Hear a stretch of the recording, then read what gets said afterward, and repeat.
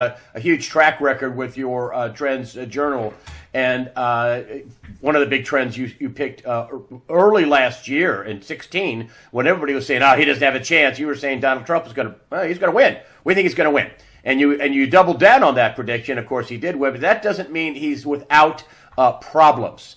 And the very first person to fall is General Flynn, who got wrapped up in a little bit of lying and talking to the Russians, and they say he could be a security issue, a threat for, I don't know, with blackmail by the Russians. But other people say this is just the oligarchs in the press and the Democrats just trying to whittle away Trump's power and his lieutenants. What say you? Well, you left one out, and that's the neocons. The people that love war, those psychopaths and sociopaths. Let's not forget them. You know, the Wolfowitzes and the penis, Dick Cheneys, I have to be proper. Let's not forget that crew, the Condoleezza Rices, the Hillary Clintons, all these people that gave us wars like Obama. And what did Trump do?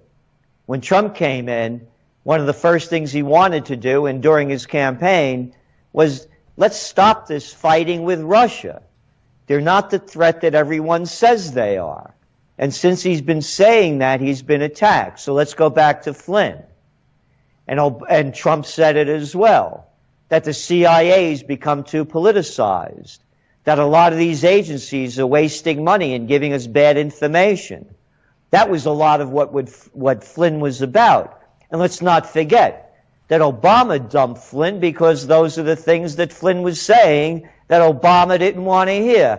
I have to tell you, Greg, these little liberals really disgust me. And you mentioned that we forecasted Trump in the Trends Journal was going to win the election as early as May of 2016. Pretty early. And we don't take a stand on who we like, who we dislike. We're forecasters. We call things the way they are. We're going to tie this all in and bring it back to Flynn. So here we have Obama, who started a war in Libya, destroyed the place, the richest country in Africa, for something they never did to us. We saw Hillary Clinton, and I'm going back to the liberals and going back to Flynn, the hypocrisy in what's going on, who, as you know, when she was asked on the news how she felt about hearing that Muammar Gaddafi was killed, not just killed, sodomized with knives, she straightens herself up, and anybody could Google it up, you could see it. We came, we saw, he died. I'm going back to what you said about the people that are trying to bring Trump down. That's the crew. The murderous little people like the Clintons and the Obamas, quote, "I'm really good at killing people," in the book Double Down, how he signs off on slaughtering people with drones, of which over 4,000 during his administration of innocent civilians were killed. And there's much more because they don't bring war zone areas into where he did drone strikes. So going back to the people that want Trump out, let's tie it all together and go back to Russia. Throughout the campaign, Donald Trump was talking about peace with Putin. Immediately after the campaign ended and Trump won the election, what did we hear? We heard three things. Number one, the Russians are coming. The Russians are coming. Week after week after week after week from the prostitute media, how they hacked into the DNC and how they did this and how they were in bed with Putin, with Trump's campaign and on and on. We heard it for every week up until Election Day. The other story we heard was, this Electoral College, I told you it's no good. We got to get rid of that. And you saw all these little Hollywood nothings. These little Katzenbergs and Spielbergs and De Niros and Clooney's, all these little crybabies crying that Trump won and fighting against him during the election campaign. The third thing we heard, and of course they did those little 2-bit commercials about how the Electoral College has to change their mind and really vote for Hillary Clinton, who, by the way, and then tying it all together with these mass marches of all of these women, if only the women were in charge, there'd be peace and beauty. Oh yeah, you forgot about slaughtering Hitler, and just what I said. Oh, that kind of murder was okay with you, all of you women that protested but didn't show up when we launched OccupyPeace.us over here, and how Ralph Nader, Cindy Sheehan, Dr. Robert Thurman, and Gary Null. Oh no, you don't like that kind of peace. You just like pieces of crap that you love to support and won't call murderers. So let's go back to the other issue that we kept hearing after the campaign. It's all very important because tracking trends is the understanding of where we are, how we got here, and where we're going. So what was the third issue? Well, the first, of course, the Russians are coming. The Russians are coming. The second one was the Electoral College. And you remember, Greg, or maybe you forgot. We need a vote recount in Pennsylvania and Michigan and Wisconsin. That's all we heard. The media has been attacking Trump from day one. They're bringing in the Flynn thing because he was an anti-neocon. That's the reason. The neocons want war.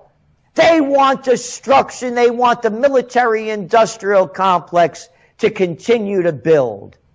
That's why Flynn is out. And Trump's campaign, I don't know why he's still campaigning. He should keep the people off the air. They shouldn't go on the prostitute networks. What the hell do I care what a little creature like Scarborough or Matthews has to say or think? They've been wrong about everything. The facts are there.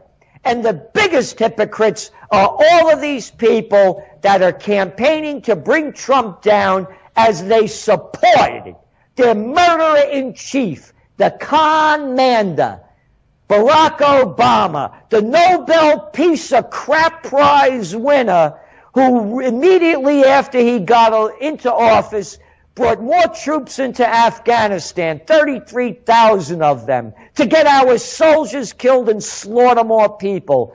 Barack the con man Obama, the drone strikes, put more whistleblowers in prison and jail than all the other presidents combined. Barack Obama that brought us the Libyan war, and Assad has to go, slaughtered over 500,000 innocent Syrian people, destroyed the country, and this is what the women, if only a women's were in charge, we'd have peace and love. I'm tired of people playing the gender card. I'm tired of the race card. I'm tired of it all. Crap and greatness comes in all races, creeds, and colors, so save it for yourself. I don't want to hear it anymore from all of these little cowards that won't call a spade a spade.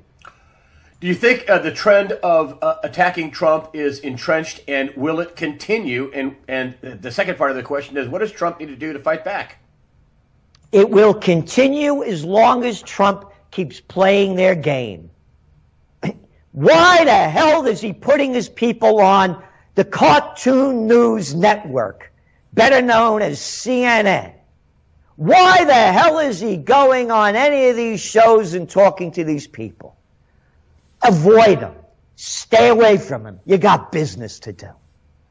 So as long as he keeps playing the presidential reality show and steps out of his role as a reality show champion and plays more of the role as president and bringing different levels of dignity and respect to the office rather than going into the swamp called the network media, mainstream, it's going to keep being a battle.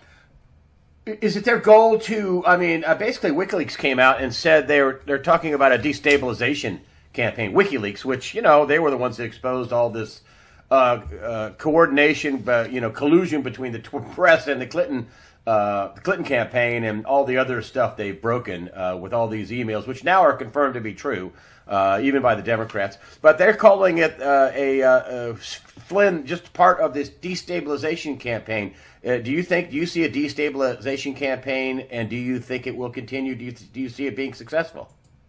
Again, as I mentioned, it was a destabilization campaign from the day after Election Day. Read the headline of USA Today the day after the election. New president to go into office with something like 72 lawsuits, rather than we have a new president. It was a continual attack. Again, the Russians are coming, day after day.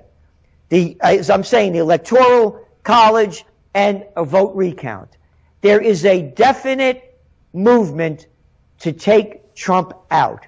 There's no question about it. Again, to answer whether or not he will defeat them, he will not defeat them playing their game. He won the election because he played his own game. Let's go back. Oh, by the way. That's good. That's very good. Very important point. He won the election by playing his own game. Most people thought he's very unconventional. You're right. That's a very good point. Very good point. Go ahead. I digress. Go ahead. No. Because that's the point I want to make. The new Trends Journal's coming out. Okay. One of our major stories is called Play the Trump Card. What we're saying is, it's not whether you like him, dislike him. He won. Start looking at why he won. Again, unconventional. Greg, go back to less than a month before the election. Listen to what Paul Ryan, the Speaker of the House, or before that, I think he played Eddie Munster, because he's a little nothing of a nobody. Yeah, he's got the weasel factor for me too. Yeah, and then look at the whole Republican Party. McConnell, Lindsey Graham, John McCain, there's nothing there. Go back a month before the election, read the headlines. Ryan won't support Trump. GOP fears losing House and Senate. Trump didn't need them. He doesn't need them now. Trump beat, as I said, he beat Hollywood. He beat the Katzenbergs, the Spielbergs, the Clooneys, the De Niros. He beat Silicon Valley. The WikiLeaks, as you mentioned, they showed that Eric Schmidt, and I think it's spelled wrong, but I got to be clean on your show over here. But the head of Google, in bed with the Clinton campaign, the Zuckerbergs, the top talent, the top money people of Silicon Valley, they lost. Trump beat them. Trump, as I said, he beat the mainstream media. They all got it wrong. We're the only magazine in the world that called this a winner, and they all ignored us. And they all know who we are. They didn't want to hear the truth because they have the agenda. Trump beat them. What I'm saying is Trump can beat and win. He beat all of them. He beat Obama. It wasn't the Russians, folks, that made the election go his way because the Republicans cleaned up state houses around the country. They defeated Obama in the House and the Senate.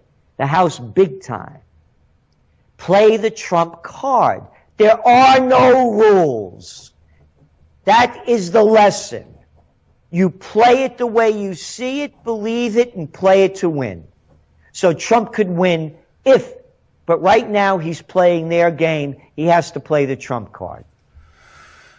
He is inheriting a dreadful, god-awful debt, $20 trillion. The Federal Reserve is absolutely psychopathic. We had Stanley Fischer, the vice chair, over the weekend, I think on Sunday, give some kind of a message. Gregory Mannarino called me up and said, dude, man, he's giving this encrypted message. They're not going to raise rates. Stocks are going to go sky high. They're going to go up. Sure enough, they did. He was right. Then we have Chair Yellen in front of Congress saying, we may not, we putting off raising rates is not the right thing to do, basically is what she's saying. I mean, they're absolutely schizophrenic. Meanwhile, you've written a big piece about gold, and we can't get around the debt. What's going on with the Fed, interest rates, and gold? And you're very good at economic forecasts as well. So I want to get your take on what is your take on interest rates, the Fed, and gold? We believe they're going to raise interest rates. And with the markets going up the way they are, and again, the markets are going to go down. There's no question about it. This whole market rally on Trump. And again, let's put the facts into place. From election day to New Year's Day, the stock market went up the highest since 1952, when Dwight D. Eisenhower was elected. Small business confidence in December was the highest since 1980. That's when Ronald Reagan got elected. What was going on before that? We had the Iran hostage crisis and stagflation and the nation in turmoil. The reason the markets are going up and going back to the dollar is because of high expectations with Trump to cut taxes. And again, whether or not you agree or disagree with this, we're trend forecasters, we tell people. This is what's going on. We're not making arguments for or against. We're saying what is. Cutting taxes, repatriating money, taxes that haven't been paid overseas with the deals he's making. And the other one is infrastructure repairs. So deregulation, infrastructure spending, and cutting back taxes. That's what's driving the markets. Is there going to be a pullback? Yes, probably a large one. But considering the markets are up almost 10%, if you have a 5% pullback, so what? Yes, they're going to raise interest rates because there's growth going on. And it's time to raise them because they've only raised them twice in over 10 years and only a lousy 50 basis points. And now you're starting to see inflation starting to move up again around the world. So yes, we believe there's going to be an interest rate rise. The stronger the dollar gets, the lower gold prices go in the United States. It's a fact. But then we look at the global scene. What's going on over there in China? They have a crisis going on. No, China's not devaluating their currency as Trump says they are. They spent almost $1 trillion trying to prop up the yuan. They're doing everything they can to stop capital outflows. They just killed $75 billion worth of foreign deals trying to keep money here. It's not working. So the yuan's going down. The stronger the dollar gets, the weaker the emerging market currencies go. Look what's going on in Mexico. You're looking at the peso hitting new lows. So it goes back to gold. You have to look outside the United States for the strength of gold. You have global destabilization going on. And now look, and again, you have to put the whole picture together. And again, it ties back into the United States. Trump didn't win the election. It was the messenger, not the message. Excuse me, it was the message, not the messenger.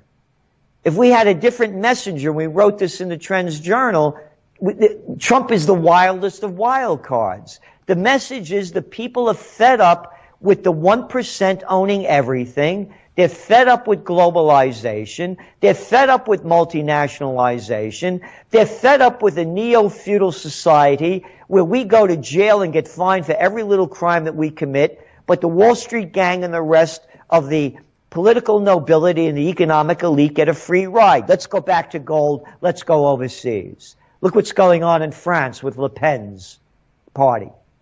That she's good. They're saying that she's losing, but she's winning.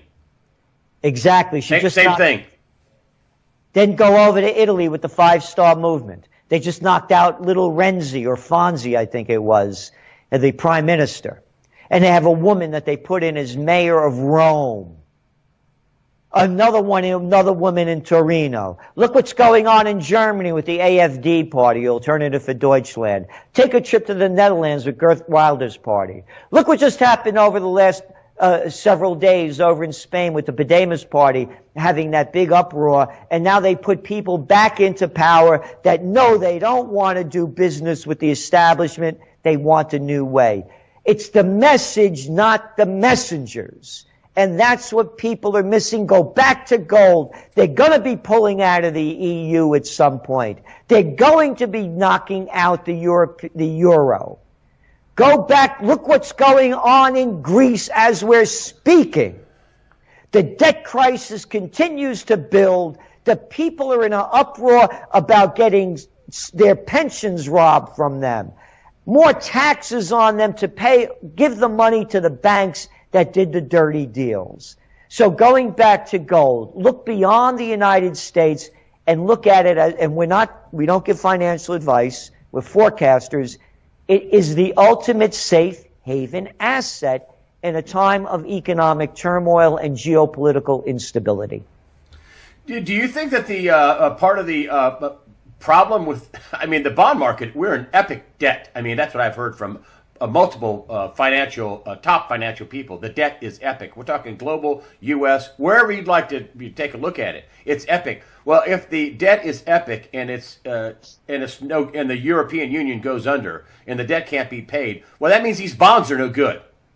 And if the bonds are no good, we have $233 trillion in global debt now. We added another $60 trillion since the 2008, 70 trillion since the 2008 crisis, and we're at 230 some odd, I think, a trillion in global debt.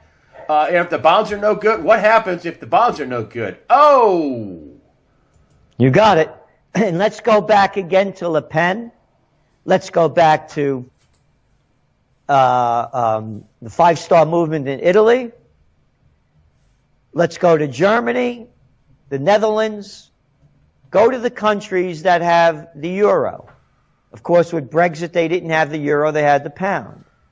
What's Marine Le Pen talking about, and what are they talking about in Italy? To bring back the Swiss franc in France and the lira in Italy. And what does that mean? Paying back the debt in their currencies, which brings the debt way down in terms that you're paying it with a different currency, devalued, and you're getting the bondholders, you're getting the shaft. Let's go back to the U.S. debt and why the dollar's doing better than anybody else. As you mentioned, we have $20 trillion in debt. But people, again, all those little liberal frauds, all those little big mouths who had lockjaw when their commander-in-chief was in there, Obama, they weren't talking about him doubling the debt from 10 trillion to 20 billion in his 8 20 trillion. years. I'm sorry, trillion. I keep doing that. That's okay. We understand you. I'm not correcting you to be mean to you. I'm correcting you just to Oh, no, thank you. Thank you. Okay. Yeah, I'm saying I always do that. I always get these numbers. I was never good with numbers, you know. Oh, I do this. I do the same thing. I say billion when I mean trillion, but I digress. He doubled the debt from 10 to 20 trillion. Yes, go on. Yes, so where were the liberals crying about that? So now let's go back to it. Let's go back to the Fed. All they'll do is print more money. And that's why I'm saying why it's important to see what's going on in China, in Japan, in South Korea, in all of the countries, India. Look what's going on in India when they pulled in 86% of the cash, trying to turn it into a cashless society. So the problems exist, but when you look at the global debt and the global problems, the United States is still doing better than most of them. That's why the dollar still maintains its strength. It's not because it's so strong, it's because the other ones are so weak and all the other pressures they have on top of them.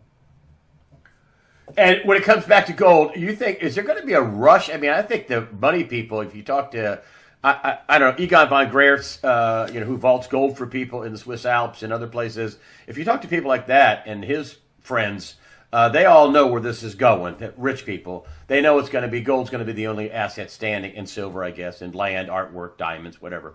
But tangible stuff is going to be stuff. Is that what you're saying? The reason why you like gold is because the bonds are going to go poof, and then you're going to be left with what? Exactly. Well, again, if you lived in Mexico, what would you rather hold? Your devalued pesos or gold? If you're over there in Turkey and your lira is at all-time lows, what would you rather be holding? So it's more than just bonds. It's everything. Why do you think, Now, why do you think? One of the reasons why Bitcoin prices have gone up so high, you know who's brought them up? 94% of it? The Chinese. The Chinese people are buying Bitcoin and gold because of the devaluation of the yuan. The government is trying to do everything they can to stop it. They just knocked the price down a couple of $100 a few days ago over there in China by putting more regulations on the Bitcoin sellers. And that's why we're more positive with gold, because countries, governments could do anything they want to bring down Bitcoin prices at any time. And by the way, they're going to do the same thing with gold. When gold prices start skyrocketing, watch for all of that paper gold, all those naked shorts in the commodity markets to drive down the prices. But it's only going to be temporary because there are two different markets. We only have one in Bitcoin. You only have the digital world of Bitcoin. In gold, you have the paper market and you have the physical market. That's the big difference. The physical market's not going to go away with gold, no matter what they do to try to drive down the paper market price of it. Ah, excellent point. Excellent. People are going to love this. And so you're with prices to where they are now. Some people think, well, they're up from $300 an ounce to $1,200 an ounce, and other people say, well, they're down from $1,900 an ounce to $1,200 and something dollars an ounce, and silver too. Do you like both metals? Would you buy them now before there's some? Is there going to be some kind of a rush? Is there going to be some kind of a panic buy into gold, physical gold? Tell us more. Our forecast for gold. The downside risk as we see gold, let's just give it a price at $1,240 right now, just around there, is another $100 to $150 is the downside. Because it costs more than that to pull it out of the ground after it hits that level. So it's not going to go much lower than that. That's our forecast. Again, not advice to buy or sell. That's no downside risk. The upside, here's our forecast. Gold has to break above $1,400 an ounce and solidify over it. So we're talking 1440, 1460, 1480, 1450, 1470, in that range. Once it solidifies in that range, we're saying it's going to spike to over $2,000 an ounce. That's our forecast. We're on record of saying that. We've been saying it now for the better part of a year and a half. That's our forecast. We are near the downside risk of gold. $150 down to us is no downside, because we look at gold, again, as having it for your golden age. It's not something that we trade. It's something we buy and hold. You have it there as the safe haven asset. Because when all goes down, there is no more safe haven asset as we see it in commodities or currency than gold. It's been around since the written word. It's not going anywhere other than higher as we see it. And people are probably sitting here right now saying, "Great, ask him about silver. Ask him about silver." Okay, what about silver? We see silver prices following gold. And that's where we see it. We're more bullish on gold because you need less of it to carry with you. You know, I always talk about GC's, Gerald Celente's 3 Gs. Guns, gold, and a getaway plan. And I don't say that as just a cheap line to throw out. I've written about it in the Trends Journal. When 9/11 happened, Greg, I was never forget the day. And I was watching CNBC in the morning. And the guy, I forget his name, he's passed on. He said, well, we got to break away. And I used to be on CNBC a lot in those days. And they were over in Edgewater, New Jersey. We got to break away. There seems to be a problem down at the World Trade Center. This is what they said. A private plane has struck the World Trade Center. Let's not get excited about this. We'll be back shortly. I used to do a lot of hot air ballooning in those days, and I had private planes flying around for many years. You don't crash into the World Trade Center on a beautiful sunny September day by accident. So that was the first thing that went into my mind. Whatever happened was not an accident. The second thing was when I saw it, and I'm watching it, and again, not getting into the fact whether it was real or whatever, forgetting that, just what was that day and looking at it. Going back to guns, gold, and a getaway plan, and silver. Watching that plane come in, the first thing I did after that is I was going out with a lovely French woman, Marie-Pierre Astier, who lived close to me up in New York. I lived in Rhinebeck, and I called her up. I said, Marie-Pierre, a plane just hit the World Trade Center. Go to the bank and get all your money out. This is my first reaction. Second thing I did is I called Fleet Bank. They no longer exist. They got bought out by Wells Fargo, Citibank, Bank of America, one of them. I had all our money at the Trends Research Institute. In those days, Greg, they had a thing called interest rates, and people used to buy CDs because they gave you a good interest rate. I called the guy up. I said to him, wire transfer my money to the Rhinebeck Bank. I start giving him the information. He cuts me off. Mr. Celente, your money's in certificates of deposit. Certificates of deposit are financial instruments traded on Wall Street, and Wall Street's closed. I said, you got to be kidding. Third thing I did, because now I'm thinking, a plane just hit the World Trade Center. They say they're coming down the Hudson River. I'm a New Yorker. I remember when they built Indian Point nuclear power plant. I was a kid watching it get built. The planes are coming down the Hudson River. Are they going to hit this nuclear power plant? Because if they do, there'll be chaos. You'll see humans behave in an inhuman way you've never seen before. Guns, gold, and a getaway plan. I'm looking to get out of here if they hit that. I'm 4.5 hours south of the Canadian border. I figure I'll go to Canada. From Canada, I could go anywhere. But if there's chaos here, you're not going to be able to go anywhere. Guns, gold, and a getaway plan. Why not silver? I got to carry too much of it. The next thing I did was I went to the bank in Rhinebeck. I had my money in those days. I have it in a different place now. I had it in a safety deposit box, which I'll never do again because, you remember, they could do anything they want. Close the banks, they just closed Wall Street. Will they close the banks? Holiday. We're on a holiday. A holiday? They're going to steal your money. You got it, man? So I go to the bank, get my money out of the gold out. I go to and buy these Jerry jugs at the hardware store, fill them with gasoline, load up my, this is the days before apps, had a bunch of maps, charted out the way how to take back roads to Canada because I know they're going to close down the major arteries. And I had my guns. Guns, gold, and a getaway plan. That's why I'm bullish on gold. What we're seeing going on in the United States, Greg, you were in major media. You've been around a long time, and so have I. We have never seen a divisiveness going on and hatred being built by people like we're seeing now. We've never seen a situation, okay, we have a new president, like him or not, he's our president. Let's see what he's going to do, and let's go from there. No. Let's hate him. Let's fight against him. Let's do anything we can, and you're seeing it going on to disrupt this presidency. Again, now let's go global. Let's see what's going on in France and in Italy and in the Netherlands and Germany, in Spain. What's going on in Mexico and Venezuela? Let's look at the world. Let's go to Argentina. Going back to guns, gold, and a getaway plan. I always say, as a close combat practitioner, prepare for the worst.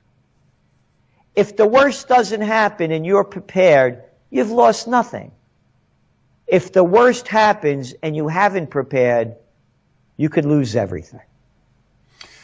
All right, Gerald Celente, you're liking gold. Silver's heavy, but you still think it'll go up. And love your take on Flynn and their attacks and all that.